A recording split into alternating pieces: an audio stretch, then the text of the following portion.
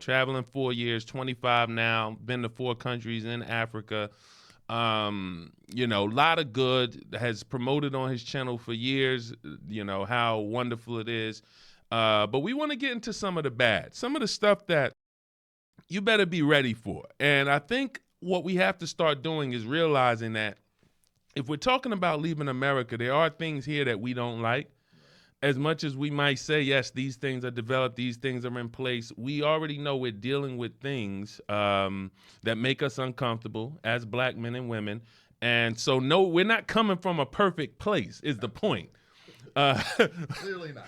so it's always a matter of weighing out the pros and cons. But Eddie, talk to lay out for someone who's making a plan to get to Africa, get to Egypt specifically over the next year or two because the cost of living is low. They can go and they can have a beautiful apartment for 500 US a month. They can live good. If they're only making 1,500, 2,000 a month, they can live comfortably.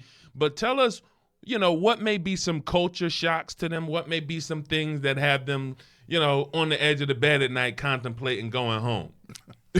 Okay, got you. Yeah, so that's the thing, right? I almost feel like most people are not ready to live outside of America, right? And so I say this because America is a culture more than it is a land, it's a culture. And so if you're kind of in that system, it's very hard to unplug from that system.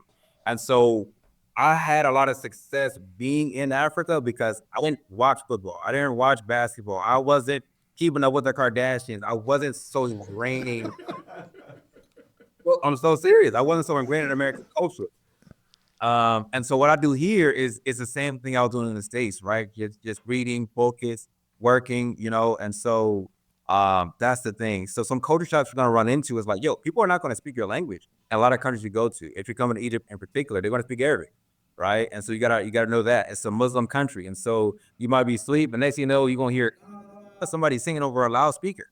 You know what I mean? You're gonna wake up to that a few nights, because the mosque are gonna do their prayer calls at sunrise, right? So sometimes it's 4 in the morning, sometimes it's 5 in the morning, right? So you gotta, kind of be used to that.